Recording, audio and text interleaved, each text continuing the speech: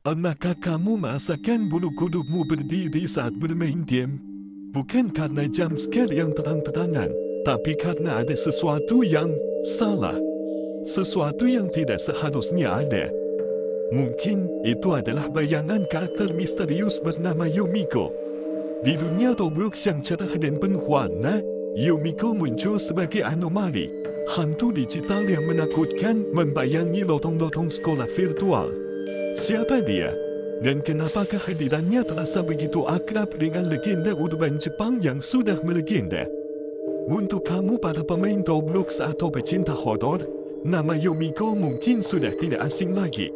Ia bukan karakter resmi dari Roblox Corporation, bukan juga hasil kreasi developer game tunggal yang memasukkannya sebagai bos terakhir. Tidak, Yumiko adalah anomali, sebuah entitas yang lahir dari desas-desus, bug game, dan, yang paling penting, imajinasi kolektif ribuan pemain. Bayangkan ini, kamu sedang asyik menjelajahi sebuah game horor bertema sekolah Jepang di Roblox.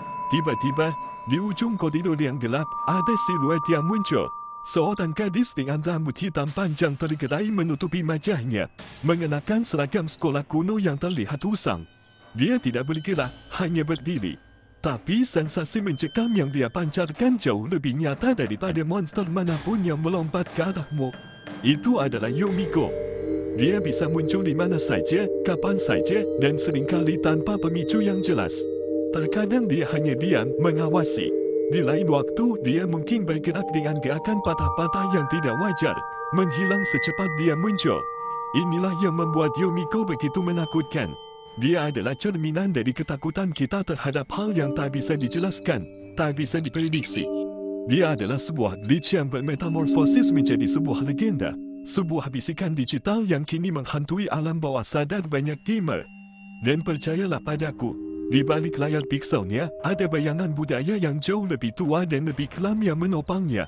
Mari kita selami lebih dalam misteri ini, karena Yumiko bukan sekadar avatar menyeramkan biasa. Kehadirannya adalah sebuah jembatan antara dunia maya yang kita ciptakan dan dunia roh yang telah dipercaya selama berabad-abad di Jepang. Pernahkah kamu bertanya, kenapa penampilannya selalu sama? Rambut hitam panjang yang jatuh menutupi wajah, seragam sekolah ala Jepang, dan kadang wajah pucat atau mata kosong yang menghujam jiwa. Estetika ini, kamu tahu, bukanlah kebetulan. Ini adalah cetak biru dari hantu-hantu paling ikonik dalam cerita rakyat Jepang. Ambil contoh Onryu. Hantu pendendam yang biasanya adalah perempuan yang meninggal dalam keadaan tragis, penuh amarah dan penyesalan. Mereka kembali ke dunia nyata untuk mencari pembalasan, seringkali dengan penampilan yang sangat mirip dengan Yumiko. Rambut hitam panjang yang dianggap portal ke dunia lain, pakaian putih yang melambangkan kain kafan, dan aura dingin yang menusuk.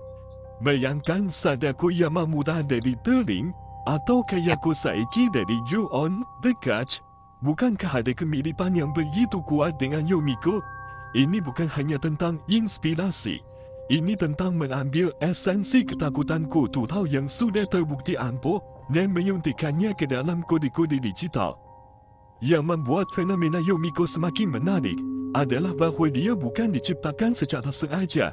Dia lahir dari celah-celah sistem, dari bug yang aneh, atau bahkan dari imajinasi pemain yang terlalu kuat.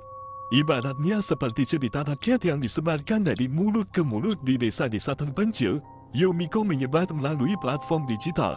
Sebuah video YouTube yang menunjukkan penampakan aneh, sebuah postingan forum di Reddit yang berisi pengalaman nyata, atau obrolan di Discord tentang glitch mengerikan. Setiap cerita menambah lapisan, setiap screenshot menambah kredibilitas, dan setiap bisikan menjadikan Yumiko semakin nyata. Ini adalah fenomena creepypasta di level yang berbeda, di mana batas antara fiksi dan realitas digital menjadi sangat-sangat tipis. Sebagai contoh, ingatkah kamu dengan legenda urban Jepang seperti Hanako-san, hantu gadis kecil di toilet sekolah, atau Kuchisake Onna, wanita bermulut robek yang memakai masker beda? Karakter-karakter ini hidup dalam imajinasi kolektif masyarakat Jepang, diwariskan dari generasi ke generasi. Kini, bayangkan kalau kisah-kisah semacam itu tidak hanya diceritakan di bangku sekolah atau api unggun, tapi justru muncul secara visual dan interaktif di dalam game yang kamu mainkan. Itulah yang terjadi dengan Yomiko. Dia adalah Hanako-san versi Roblox, Sadako Yamamura yang hidup di dunia Pixar. Karakteristik utamanya, kemisteriusan, keberadaan yang tak terduga, dan penampilan yang terdistorsi, semua beresonansi dengan arketipe hantu Jepang yang sudah kita kenal dan takuti. Mengapa kita begitu terobsesi dengan ketakutan ini? Psikologi bermain di sini. Kita manusia punya kecenderungan alami untuk takut pada hal yang tidak kita mengerti, apalagi jika hal itu terlihat mirip kita, tapi punya distorsi yang bikin kita merinding, istilahnya uncanny valley. Yomiko, dengan penampilannya yang menyerupai manusia, tapi dengan sentuhan gaib atau rusak, secara sempurna memicu respons ini. Kamu melihatnya, otakmu berteriak, ini manusia, tapi otakmu berbisik, ini salah.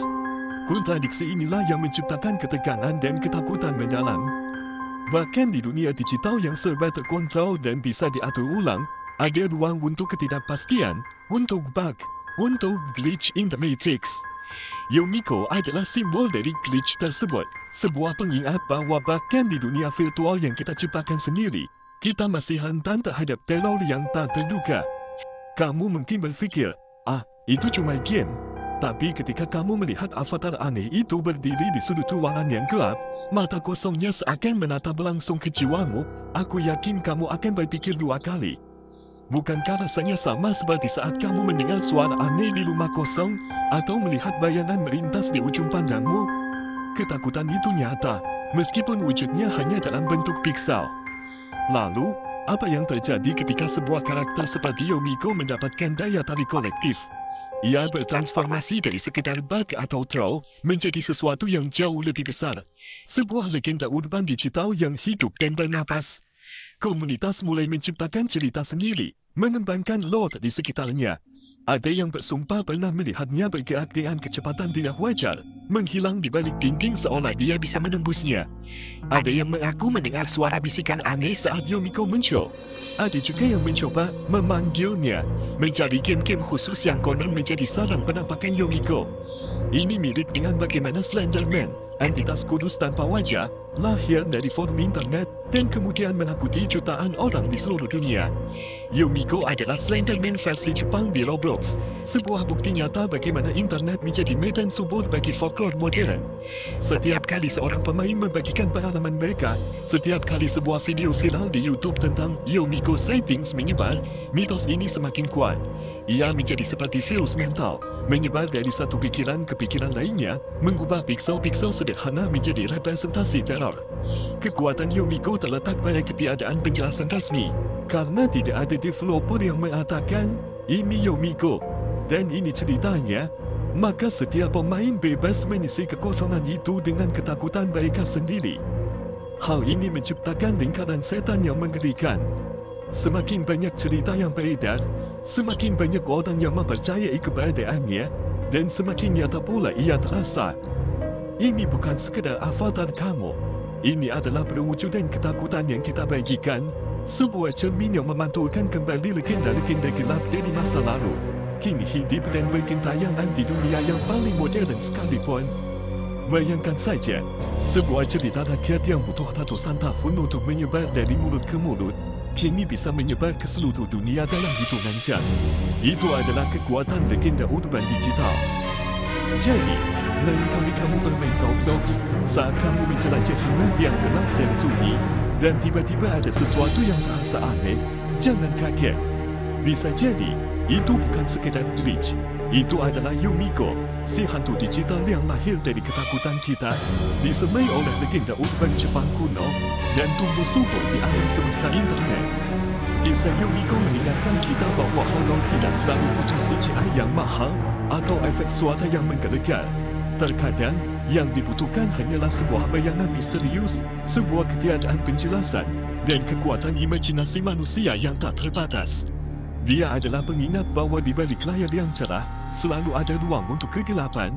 Dan siapa tahu, mungkin saat kamu membaca ini, ada sebuah avatar berambut hitam panjang yang sedang mengawasimu dari balik layar, menunggu untuk muncul di gamemu berikutnya. Apakah kamu berani bertemu dengannya?